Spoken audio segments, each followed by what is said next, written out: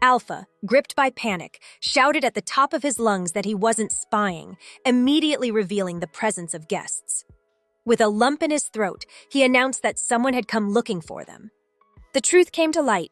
The entire group Lepping had formed was at the window watching them. The tension in the air was palpable, and for a moment, they feared the worst. After this near incident, everyone gathered outside to try to understand the reason for this unexpected visit. Lepping was the first to break the silence, expressing his puzzlement at the situation. He asked why everyone had come here and why all at the same time. Annie, always direct, spoke up, explaining that a few days ago she felt the magical power of Elizabeth in the demon realm and decided to investigate what was happening. But at the same time, as she was saying this, she couldn't help but wonder if they had found out that she had opened the treasure of the nine-headed dragon.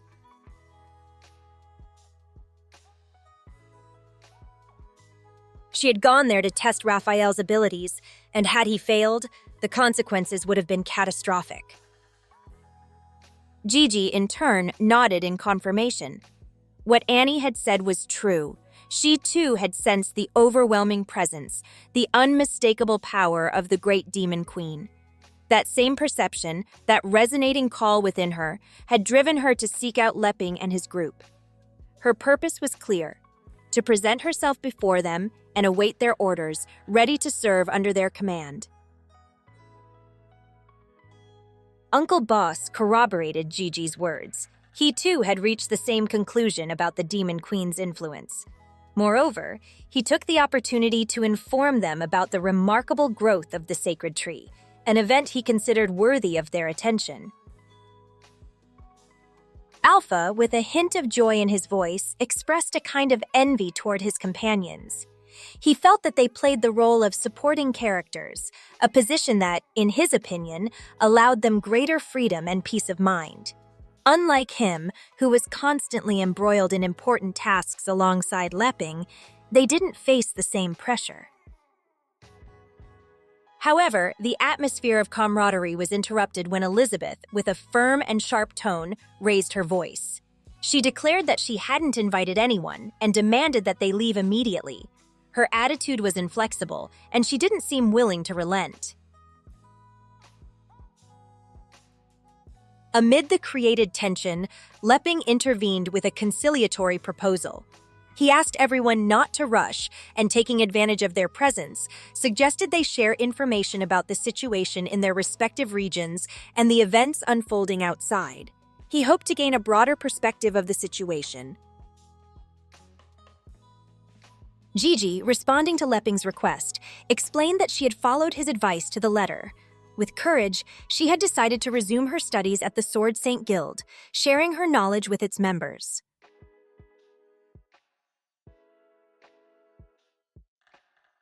Additionally, she reported that news about the Dark Guild was practically non-existent. Only occasional sightings of corrupted beasts were recorded, but nothing of greater significance. Annie, for her part, added an even more intriguing detail. She confessed that she didn't know why, but the Dark Guild seemed to have disappeared from the face of the earth suddenly. Even in the demon realm, despite her exhaustive searches, she had found no trace of its whereabouts. Lepping received this news with a mix of relief and satisfaction. He was deeply glad that the Sword Saint Guild had accepted Gigi and that the Dark Guild's activity had drastically reduced. He considered both facts positive signs, a respite amidst the uncertainty surrounding them.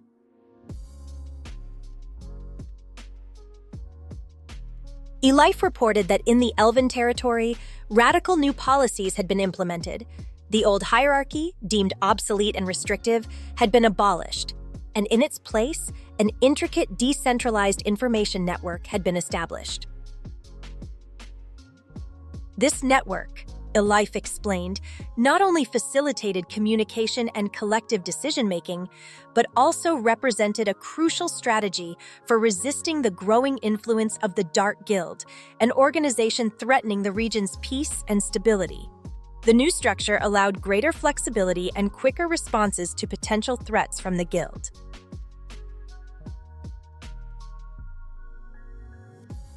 On the other hand, Alpha, eager to share his own contributions, recounted that the previous night he had helped Leping collect the protection fee.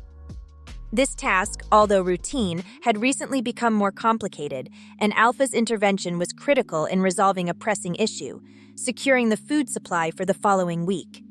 His actions had averted a potential hunger crisis within the community. After listening carefully to Elif and Alpha's reports, the hero, with a serious and enigmatic expression, announced that he had something important to communicate to everyone. His words created a palpable atmosphere of uncertainty and fear. Silence grew heavy, and anxious glances were exchanged. Uncle Boss, with his characteristic pragmatism, thought his suspicions were confirmed. The next round of new missions, those that would test the skills they had worked so hard to perfect, was about to begin.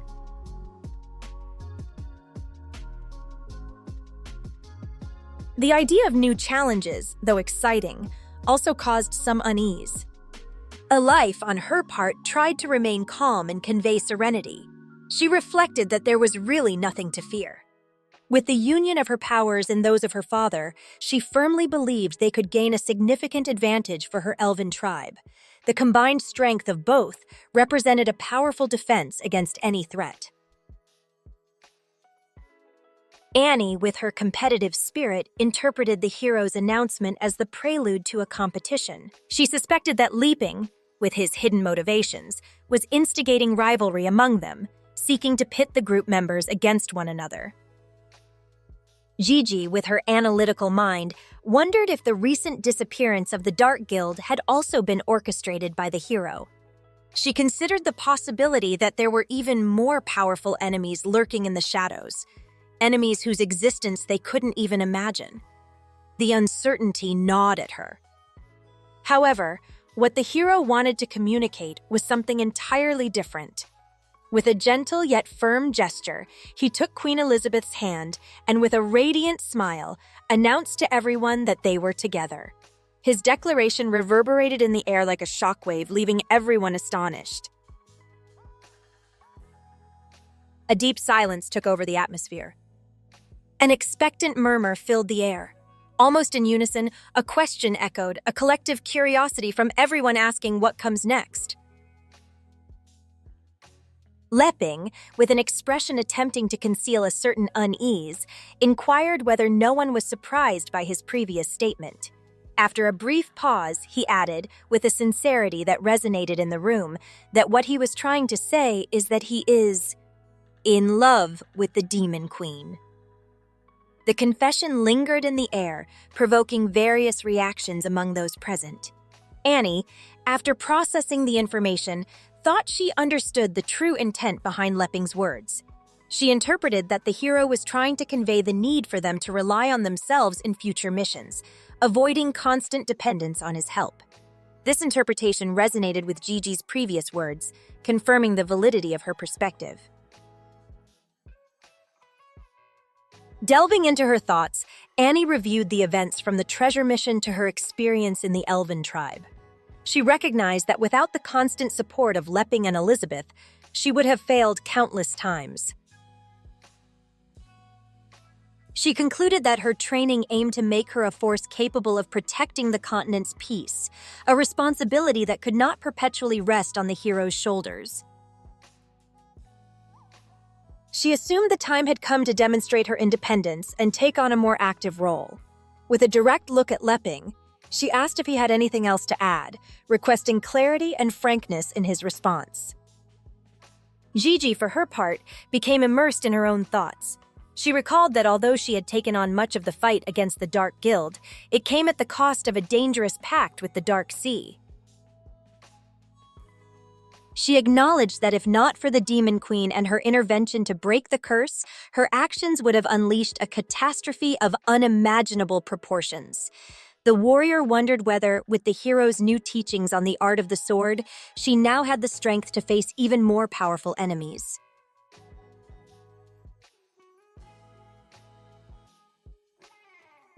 Despite the uncertainty, an unbreakable determination shone in her eyes. She declared firmly that she was willing to face any danger and would never retreat in the face of adversity. In a corner, Uncle Boss trembled slightly. The memory of a critical moment haunted him. When the treasure cards fell into the hands of the Dark Guild, the world was on the brink of destruction.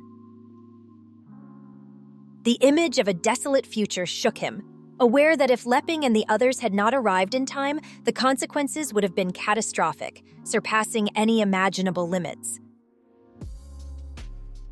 Now, faced with the possibility of assigning a new and powerful mission, a deep doubt consumed him. He wasn't sure if father and daughter could handle it, especially considering Lepping's firm declaration of not participating. This absence weighed heavily on his shoulders, generating great uncertainty. Amid this tension, Boss cautiously responded that they would only obey Lepping's orders, a total submission, reflecting the great admiration and respect they felt for the hero, or perhaps fear. Leaping, for his part, let out a slight laugh, a gesture that puzzled those present. He revealed that, in fact, he had a request for them, a petition that seemed to transcend mere formality. However, this revelation manifested peculiarly for the others. They mentally envisioned a gigantic, imposing Lepping proclaiming that he had something to ask of them all, but adding a warning. If it was too difficult, it was better to forget it.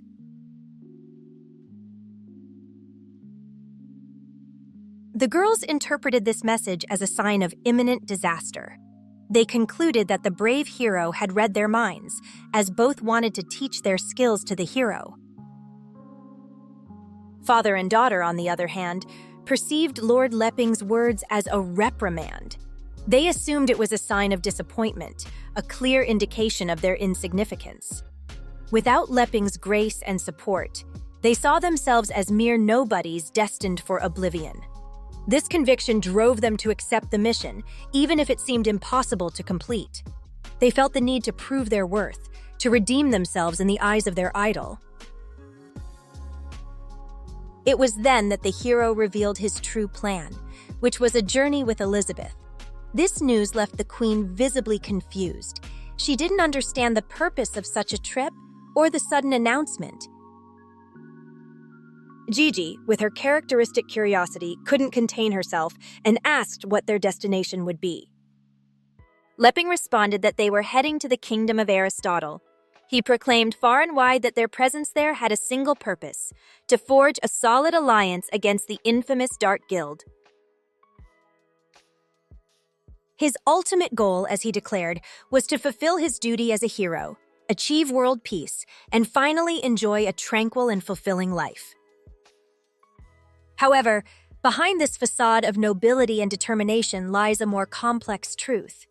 Deep down, Lepping feels that, as the bearer of the title of legendary hero, this is the only path he can take. Overwhelmed by the weight of his responsibility, he places all his hopes in everything going according to plan, although a shadow of doubt lingers within him. Meanwhile, Queen Elizabeth meticulously evaluates the places they've visited and where they've managed to establish alliances. Analyzing the situation carefully, she concludes that if Lepping continues with his plan to support the four heavenly kings of the North, South, East, and West, he will achieve a prosperous and satisfying life. Nonetheless, a question persists in her mind, wanting to know what that tranquil and fulfilling life he mentioned would truly mean. It is then that the image of the two of them, alone and in peace, fleetingly crosses her mind. Elizabeth quickly considers herself slow to grasp certain things. In the past, her intense desire for victory had blinded her, leading her to misunderstand Lepping's actions. She had come to think that he manipulated her and helped mortals merely for fun, with the sole purpose of showing off his strength to her. But now, with a renewed perspective, Elizabeth understands that the reality is very different. Reflecting on her memories, she realizes that from their first adventure together, Lepping was already planning their future by her side. This revelation, though imagined, deeply impacts her. Faced with this epiphany, Elizabeth declares with determination that, since this is the last place on their journey, she herself will handle the situation. She announces that if the inhabitants of this kingdom do not submit peacefully, she will not hesitate to destroy it completely. However, Leping, with caution and serenity, asks her to wait. He considers that Elizabeth is rushing and assures her that he will resolve the situation in the best possible way, seeking a peaceful solution before resorting to force. The hero reflected on the situation. He had promised himself and the world that this time he would be the one to restore order and peace. However, he understood that resolution could not come through violence. An armed conflict would only invalidate the very purpose of his visit and tarnish his mission. His plan required a more strategic approach, one that, though effective, would inevitably involve using Elizabeth's reputation. The Queen, with a slight blush on her cheeks, nodded at his words, confirming her willingness to follow his directives. But just before they could outline a concrete action plan, Annie interrupted, expressing her fervent desire to make a request. Her petition was simple. She wanted to accompany them on their journey to the kingdom of Aristotle. Gigi, not wanting to be left behind, enthusiastically intervened, assuring them she knew the best way to enter the kingdom. Annie, upon hearing her, considered that despite Gigi's resignation as president of the Sword Saint Guild, her contacts and knowledge of the terrain could prove very useful. In the middle of the conversation, Uncle Boss raised his voice, offering to guarantee the resolution of the most difficult tasks they would face. Elif, for her part, added that she could also join them, explaining that General Blanchett was managing and taking care of the divine tree in the Elven tribe, which allowed her to be absent without major inconveniences.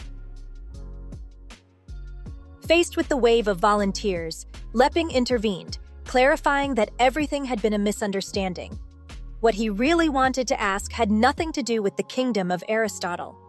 The Queen, with a raised eyebrow, inquired about the meaning of his words and the sudden avalanche of offers. She firmly warned that anyone who dared to ruin her mood would face severe consequences. The hero, with a conciliatory attitude, suggested to the Queen that she return home and wait for him there. He assured her that he would handle speaking with Uncle Boss and the others to resolve the matter. The Queen, accepting the suggestion with a sigh of exhaustion and a clear disinterest in the matters at hand, used her power to teleport immediately. Once alone with his companions, the hero asked them to come closer. With an intriguing tone of voice, he told them that what he wanted to ask was something very specific. Curiosity took hold of the group, and Uncle Boss, unable to contain himself, urged him to reveal the mystery. Asking impatiently, "What is so secret that you can't just say it already?" The hero finally formulated his question, wanting to know if any of them knew where there were hot springs. And with that, we've reached the end of this week's chapter. If you made it all the way to the end, I'd love to hear your thoughts on this chapter in the comments. Don't forget to like and subscribe so our community can keep growing and we can reach more fans like you. See you in the next video. In the meantime, if you're from the near future, I'll leave you the next chapter and a comic you're sure to enjoy. Thank you for being part of this adventure.